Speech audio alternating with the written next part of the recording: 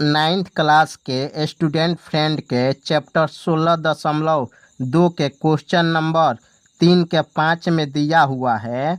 एक बेलनाकार बर्तन पानी से पूरा भरा है। उसके अंदर एक बर्तन के आंतरिक व्यास के आधे व्यास एवं आधी ऊंचाई की एक बेलनाकार वस्तु डाली जाती है। बर्तन में बचे हुए पानी की मात्रा एवं आरंभ में पानी की मात्रा का अनुपात क्या होगा।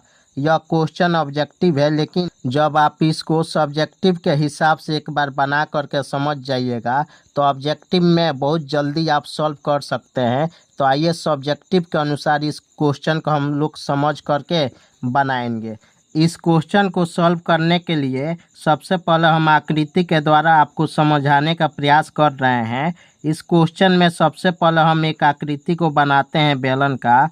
यहाँ पे एक बेलन की आकृति हम बना लेते हैं और बोला है इस बेलन का व्यास और ऊंचाई, आधी व्यास और आधी ऊंचाई के एक बेलनाकार वस्तु इस बर्तन में डाला जाता है। तो हमको इस बेलनाकार बर्तन का व्यास और ऊंचाई हम अपने इच्छा के अनुसार ले लेंगे।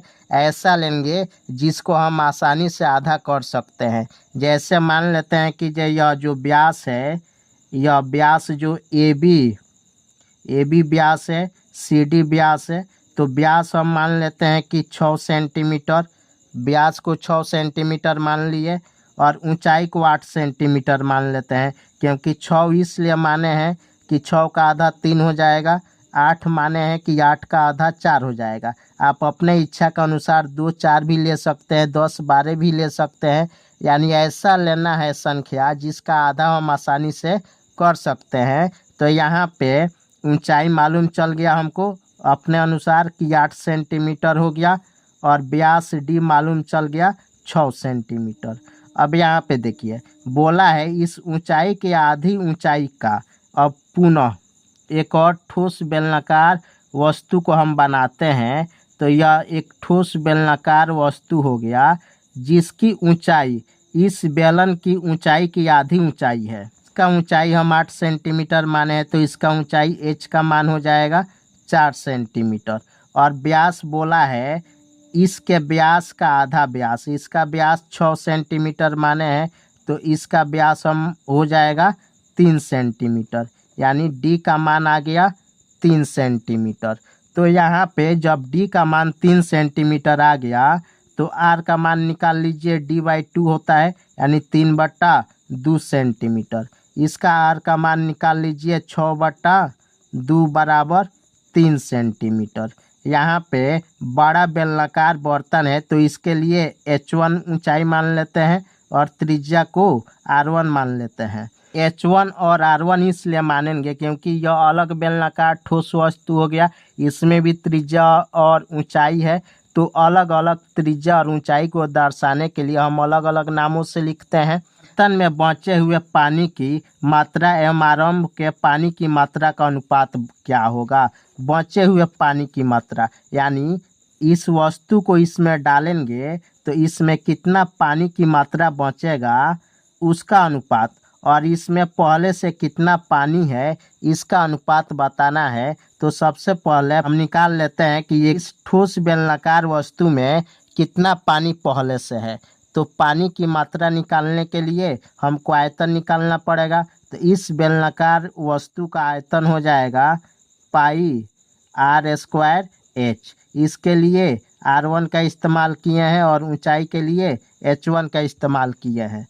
तो यहाँ पे पाई का पाई ही रहने देते हैं। R1 का मान क्या है 3 है, तो 3 का स्क्वायर। H1 का मान 8 है तो 8।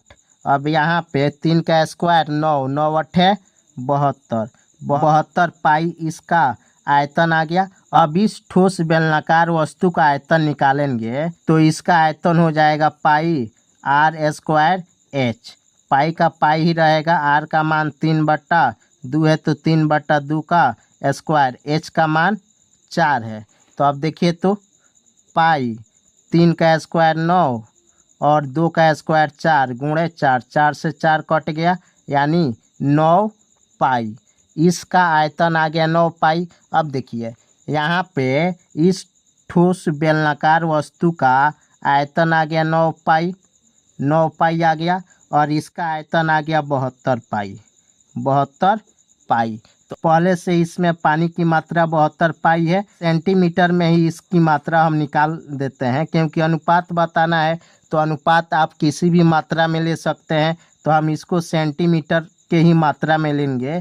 पहले से इसमें पानी की मात्रा 72 पाई है और ठोस का आयतन 9 पाई है। जब इस ठोस बेलनाकार वस्तु को इस बर्तन में डालेंगे तो इसकी जितना आयतन है, यानी 9 पाई इस ठोस बेलनाकार वस्तु का आयतन है, तो इसमें डालने पे 9 पाई सेंटीमीटर क्यूब पानी बाहर निकलेगा। यानी इस बर्तन में पानी की मात्रा, बर्तन में पानी की मात्रा हो गया आपका 72 पाई। शेष पानी की मात्रा हो जाएगा, यानी ठोस वस्तु का आयतन 9 पाई है, तो 72 पाई में से 9 पाई को घटा देते हैं, तो 72 पाई में से 9 पाई घटेगा तो 63 पाई आएगा। कितना पाई?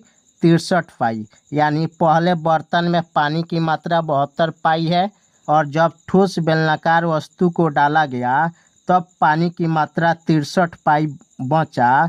तो वही बोला है क्वेश्चन में कि बर्तन में बचे हुए पानी की मात्रा एवं आरंभ के पानी की मात्रा का अनुपात। यानी यहाँ पे बचा हुआ पानी की मात्रा 63 पाई है और आरंभ में पानी की मात्रा 72 पाई है, तो इसी दोनों का अनुपात बता देना है। यानी 63 पाई अनुपात 72 पाई। पाई से पाई कट गया, 9 से 63, 9 सत्ते 63, 9 अट्ठे 72, यानी 7:8 इसका आंसर आ गया। क्वेश्चन नंबर 6 में दिया है एक पाइप की आंतरिक अनुप्रस्थ काट का क्षेत्रफल 100 सेंटीमीटर स्क्वायर है। इस पाइप की 10 मीटर लंबाई में कितना पानी समाएगा। यहाँ पे अनुप्रस्थ काट का क्षेत्रफल, यानी किसी पाइप को काटा जाता है तो जो क्षेत्रफल होता है पाइप का अनुप्रस्थ काट का, वह वृत्त का क्षेत्रफल होता है। यानी यहाँ पे लिख सकते हैं आप कि अनुप्रस्थ काट का क्षेत्रफल यानी पाई आर स्क्वायर का वैल्यू दिया है 100 सेंटीमीटर स्क्वायर। क्योंकि अनुप्रस्थ काट हमेशा वृत्त के आकार का होता है, तो इसलिए हम वृत्त का क्षेत्रफल लिख दिए पाई आर स्क्वायर बराबर 100 सेंटीमीटर। पाइप की लंबाई दिया है, वह पाइप की ऊंचाई हो जाएगा, तो 10 मीटर लंबाई है, तो यहाँ पे क्षेत्रफल सेंटीमीटर स्क्वायर में है और लंबाई यानी ऊंचाई 10 मीटर, यह मीटर में दिया हुआ है, तो इसको भी हम सेंटीमीटर में चेंज करेंगे 100 से गुणा करके। तो 100 से जब गुणा करेंगे तो 1000 सेंटीमीटर आएगा, यानी ऊंचाई 1000 सेंटीमीटर आ गया। तो इसमें बताना है कितना पानी समाएगा पाइप में। तो पानी की मात्रा निकालने के लिए हमको आयतन निकालना पड़ेगा, और पाइप जो होता है वह बेलन के आकार का होता है, तो बेलन के आयतन जितना होगा उतना ही पाइप का आयतन होगा। तो सबसे पहले हम आयतन निकालेंगे सेंटीमीटर क्यूब में, और उसके बाद आयतन निकालने के बाद में आंसर दिया हुआ है लीटर में, और पानी की मात्रा हमेशा लीटर में ही हम निकाल सकते हैं, तो उसको हम लीटर में चेंज करेंगे। तो सबसे पहले इसका आयतन हम निकालते हैं सेंटीमीटर क्यूब में। तो पाइप का